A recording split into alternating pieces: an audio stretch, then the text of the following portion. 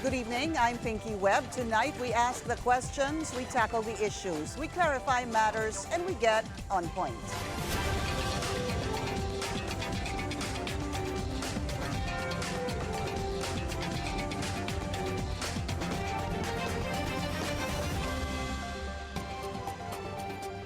A victory for Vice President Sara Duterte as the Supreme Court blocks her impending impeachment trial.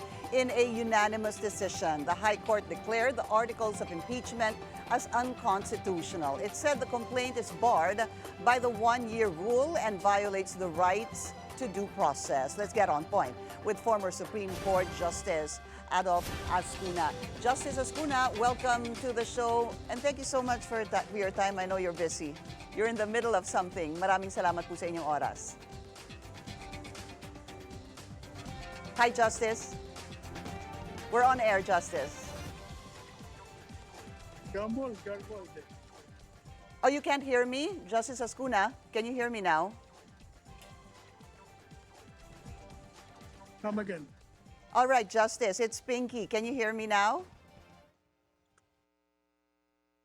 Not clear. Okay, this is what we'll do. I think we've been trying to get Justice Azcuna on Zoom. It might be it seems a bit of a challenge right now. Justice, we're gonna pause for a commercial break. Let's just have Justice Azcuna on the phone so we have a better understanding and we get a better interview with him. We'll be taking a very short break. Please stay tuned.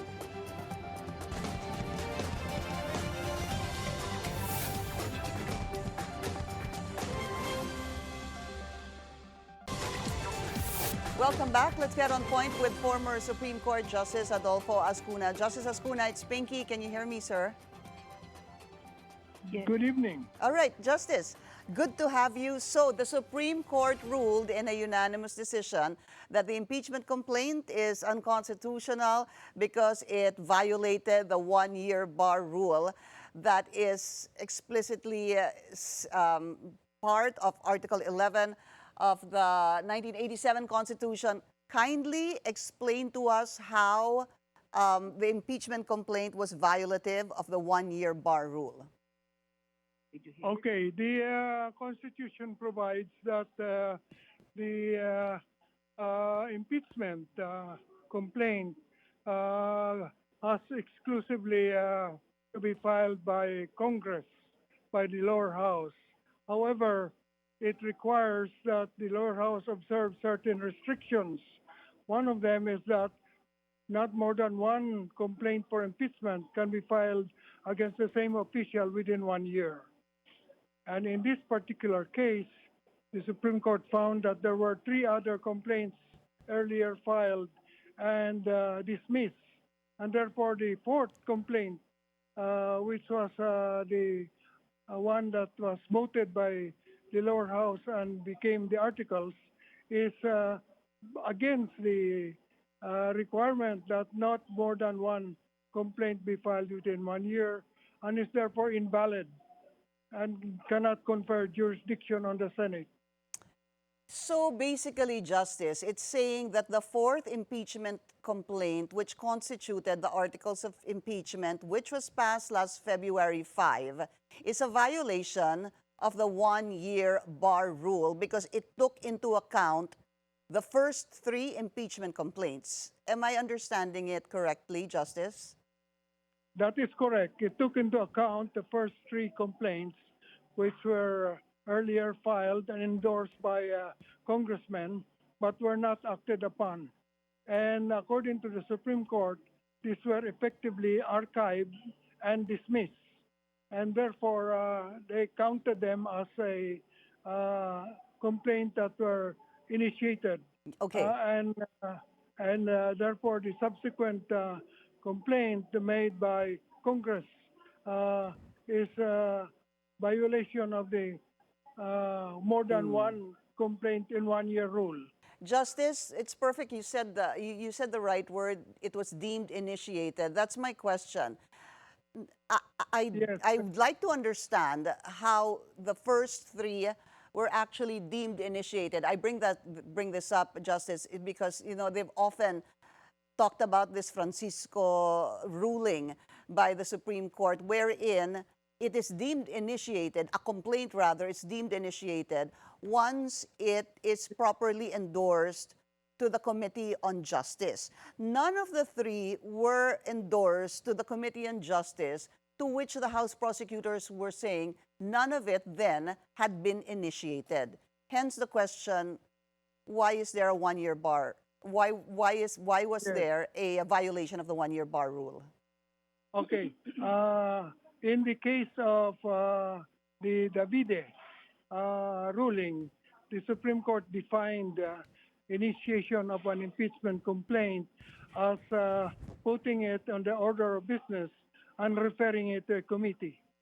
Therefore, the House in this particular case avoided referring the three complaints to a committee so that it will not be considered initiated. However, the Supreme Court in this particular case now considered these three complaints as initiated because they were supposed to be referred to a committee within 10 days. That is mandatory. The Constitution says shall be referred to a committee in 10 session days. Therefore, the non-deliberate, non-referral to a committee does not stop it from being considered initiated. In other words, this is what we call in law as deemed initiated. So it's like a letter that is not received but is deemed served. Itong tatlong complaint na ito, which were not referred to a committee, but which under the Constitution is required to be referred to a committee, are deemed referred to a committee, and therefore they are deemed to have been initiated. Justice, is this a complete turnaround from what was earlier decided on as deemed initiated, which actually, as you were saying, it's deemed initiated once it's brought to the Justice Committee? Is this particular ruling a complete opposite of what was earlier decided upon by the Supreme Court, or is it still complementary? Yes, the earlier case, I think, is Francisco case against Davide, which was decided by the Supreme Court when I was still there, and I took part in the decision. So, is this decision by the Supreme Court today a complete turnaround from that decision that was made on the Davide case where you were still part of the Supreme Court? Because from my understanding, and please correct me if I'm wrong, Justice, is that it's deemed initiated once it's referred to the Justice Committee. Yes, the present court considered the three cases complaints as still initiated even if they were not referred to a committee. I understand that these three cases were archived, and according to the Supreme Court, they are therefore considered dismissed. And therefore, not only were they initiated, they were dismissed, and therefore they can be counted as a complaint filed within 1 year. Do you agree with the decision of the Supreme Court that the three impeachment complaints, the first three, were deemed initiated, Justice? Yes, because they were archived and therefore deemed dismissed.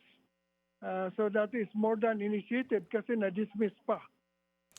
But how was it dismissed? Because what happened last February 5, Justice, hindi ho ba, also part of the decision of the Supreme Court, which they wanted to find out, was that was it included in the order of business within 10 days? And it explicitly said in the ruling, let me read that part if you don't mind.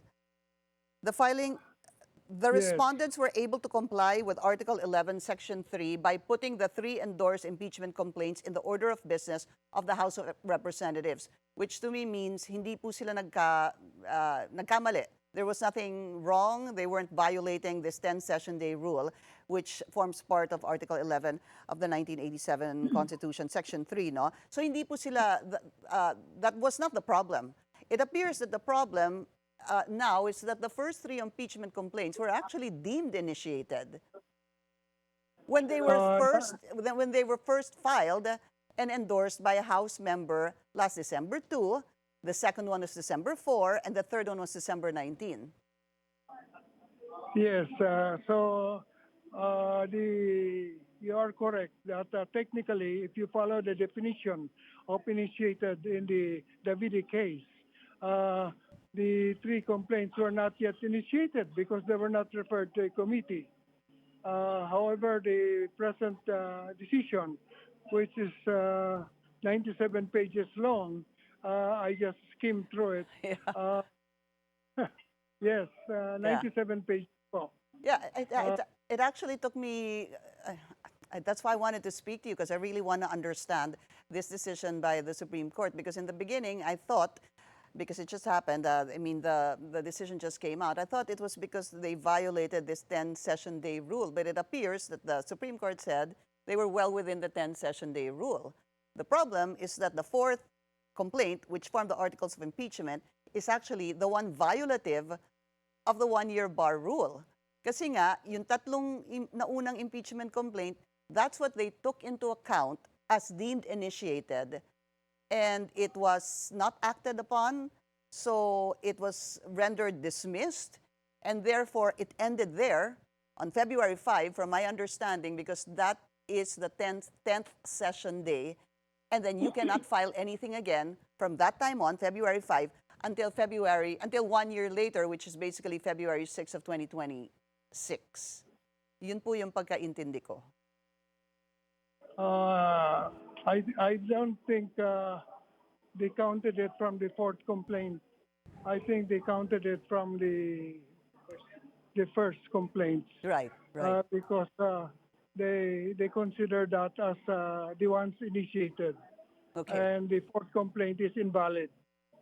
Justice, how do we, I guess, reconcile an earlier decision that said that it's only deemed initiated once it takes action and is brought to a House Justice Committee?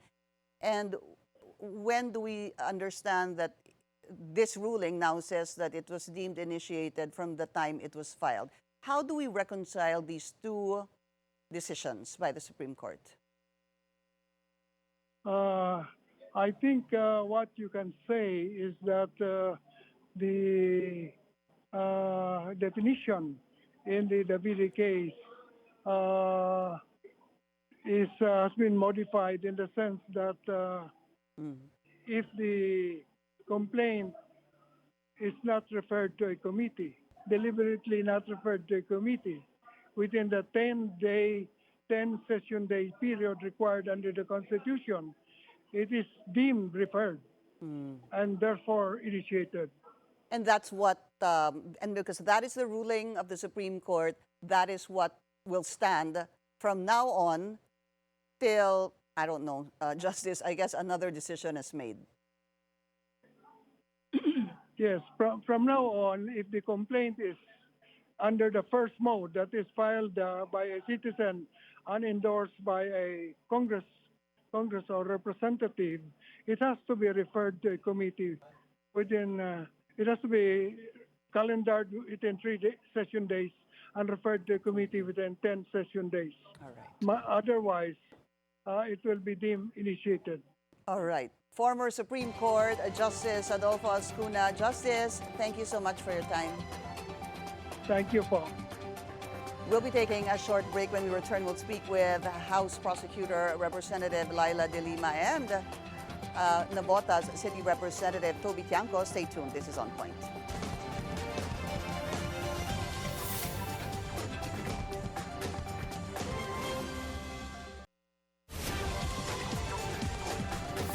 With the articles of impeachment against Vice President Sara Duterte now declared unconstitutional by the Supreme Court, what's next for the House of Representatives? Let's get on point with ML Partylist Representative Leila de Lima, one of the House prosecutors, or supposed to be House prosecutors. Congresswoman Leila, good evening. Welcome to the show. Thank you so much for your time. Good evening, Pinky. Good evening to your viewers. Did this come as a shock to you, Congresswoman?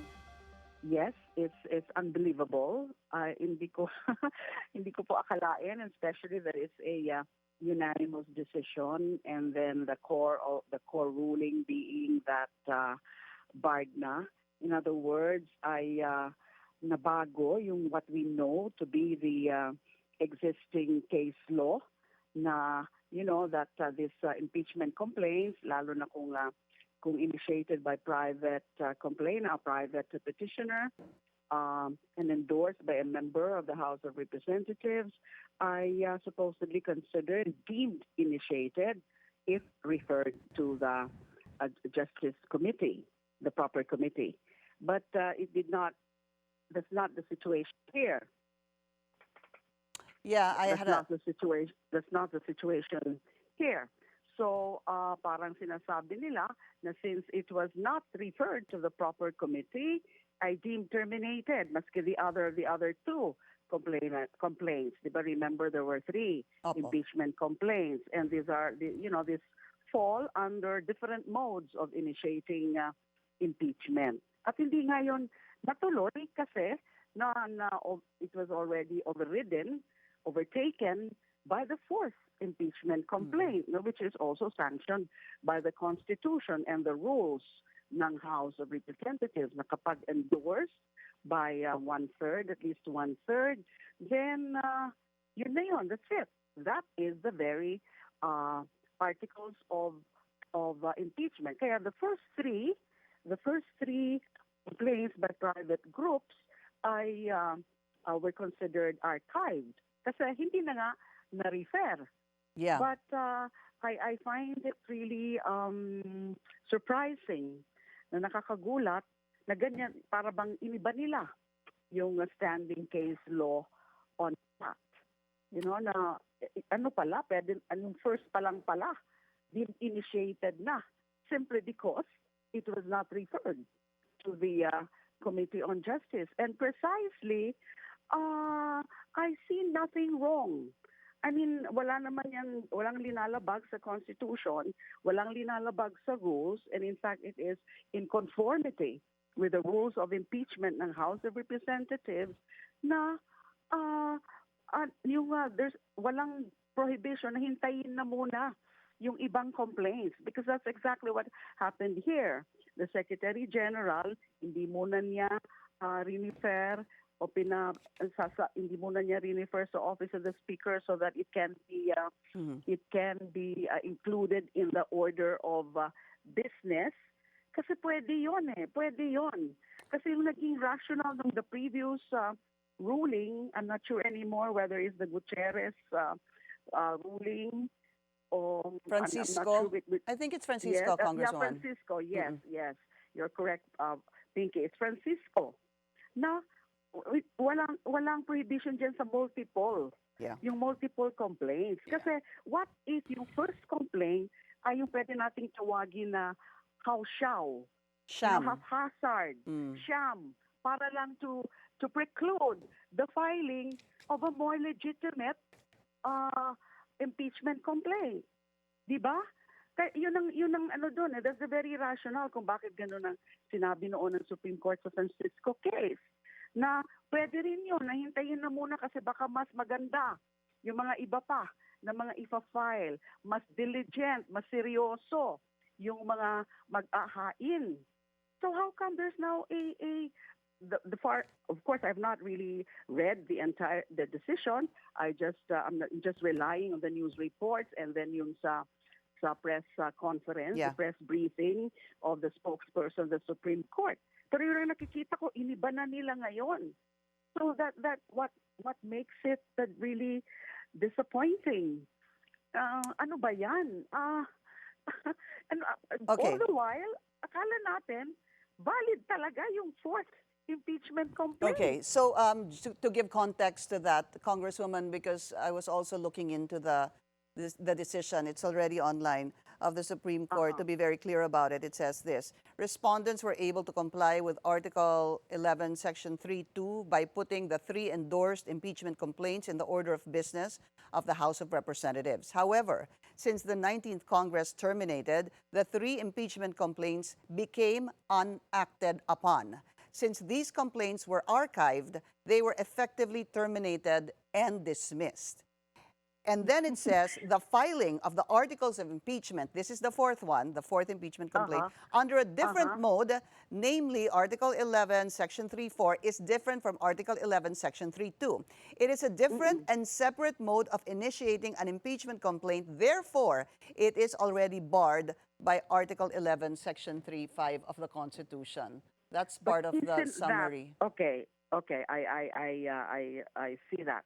No, but isn't it that that fourth impeachment complaint by at least by one third of the members of the House of Representatives was also there, was filed, was taken up, was filed on the 10th day, 10th session day, just like yung paglagay sa order of business ng first three complaints. So bakit balewalain nila yon? That's also on when? June 5, right? Feb 5. The same as the first three. As Opo. the first three complaints. So why would they now say deemed terminated? Yung tatlo, hindi naman deemed terminated yon or dismissed because it was never taken up. It was archived. All right. Okay? It was desired by the House na ang iti-take up nila at ang isusulong nila is the fourth one, the direct. Yeah. The direct Congresswoman, complaint. what is the plan Yes. now? As we mentioned a while ago, that was a unanimous decision by the 13 Supreme Court justices. Well, I'm almost sure, although I have not really, kasi nga I'm not officially yet a member of the prosecution team, no, but just a prospective member of the prosecution team.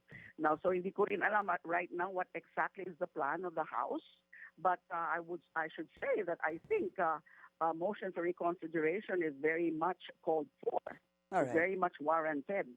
Kasi mahirap tanggapin ngayon yung ganyang naging ruling, and especially so it's being made complicated now. I don't know.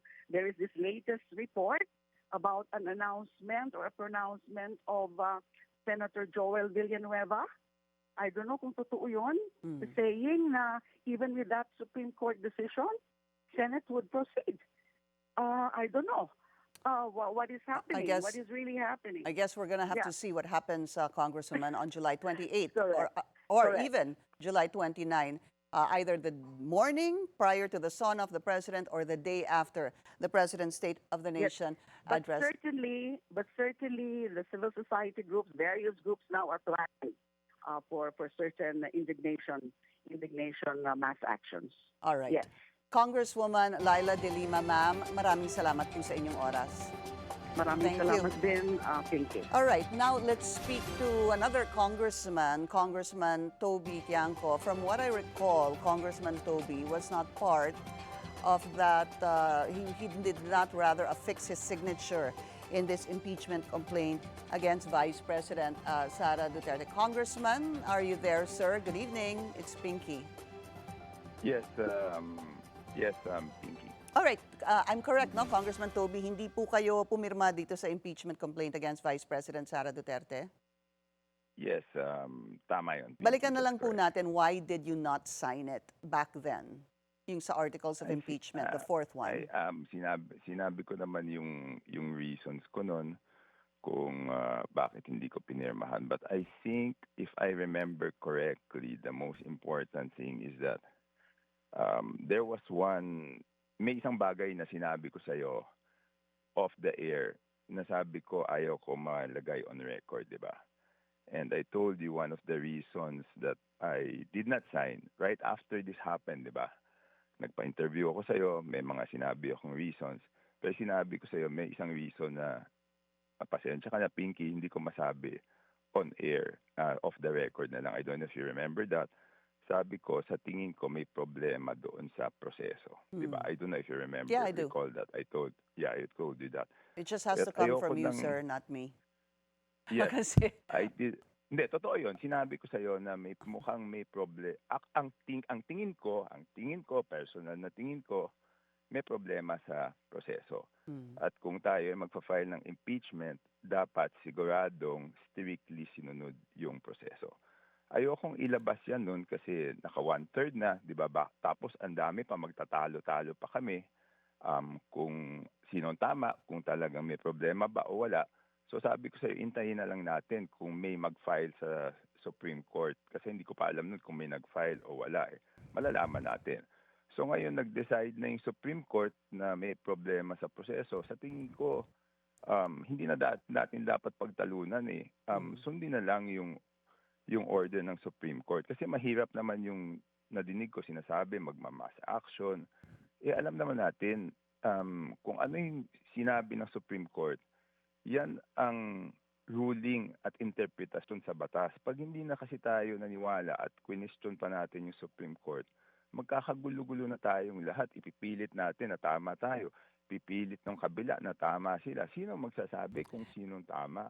Kung Tsaka Toby, ito, yun na nga ano po eh. There were Yes. some senators initially who were saying that posibleng they might still constitute themselves. Well, they've already constituted themselves as senator judges. Meron na lang pong 7 na hindi pa po nag-take ng oath, ano po, because they won in the last elections. But there is talk, rather, that they could talk about this and vote on this particular decision of the Supreme Court. In fact, there was reference to the past na it is similar to what happened doon po sa kaso ni former Chief Justice Renato Corona. So everything really, it seems, is up in the air right now, it being a Friday, and it's the President's State of the Nation address on Monday. And of course, mag-uumpisa po ang 20th Congress sa Lunes. Hindi ko alam kung ano sabihin ko dyan, Pinky, dahil ang hirap.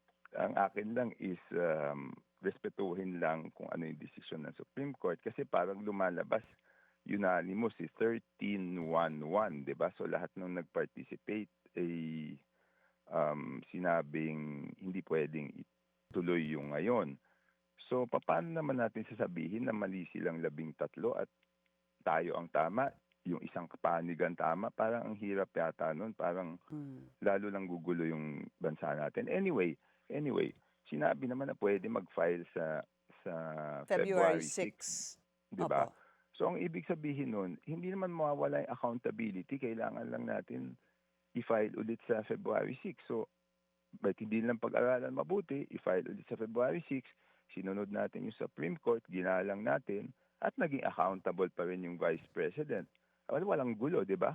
Tapos, from now until February, nakita naman natin ang daming problema natin ngayon. Pwede muna nating harapin ng House, ng Senado, lahat ng mga problema ngayon. Dahil pagkatapos ng SONA, di ba, ang pinakamahalagang pag-uusapan yung budget. So we can concentrate on the budget and make sure na it's not a mangled budget na pareho nung nangyari noong 2025. That's it. So That's yun it, lang muna though. siguraduhin natin. Let's look at the positive. Wag na natin tignan yung masaya ba tayo o sa tingin natin tama, mali ba o tama yung Supreme Court. Kasi the Supreme Court can never be wrong.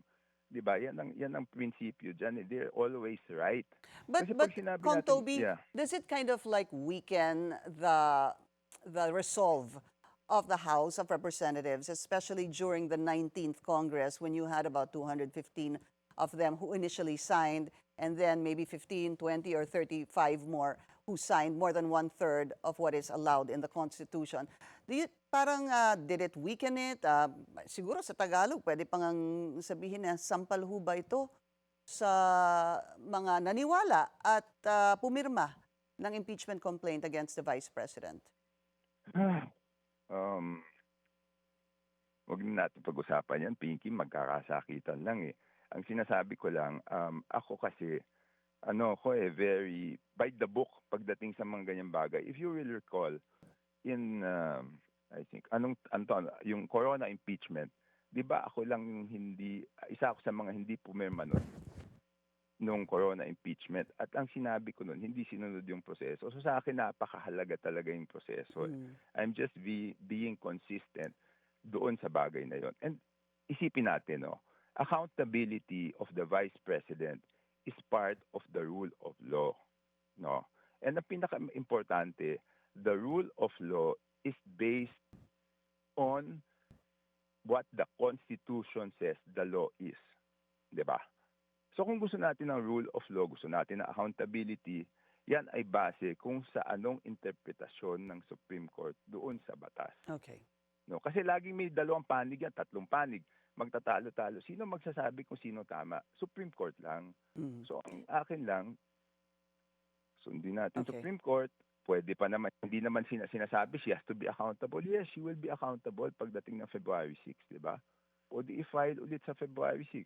Na yun, sa dami ng problema natin, ang siguraduhin ng House at ng Senado is yung budget ay hindi na mangyari ulit yung nangyari noong 2025 budget. So lahat makaka-concentrate, di ba? So tignan na lang natin kung ano, what we can make best out of the situation. Kung ano pwede natin gawin pinakamabuti dito sa sitwasyon natin ngayon. Just to siguro read some of what was written in the decision, the court said it is not absolving the Vice President Duterte from any of the charges against her, but any subsequent impeachment complaint may only be filed starting February 6, 2026. Mabilis na mabilis lang po, Kong Toby.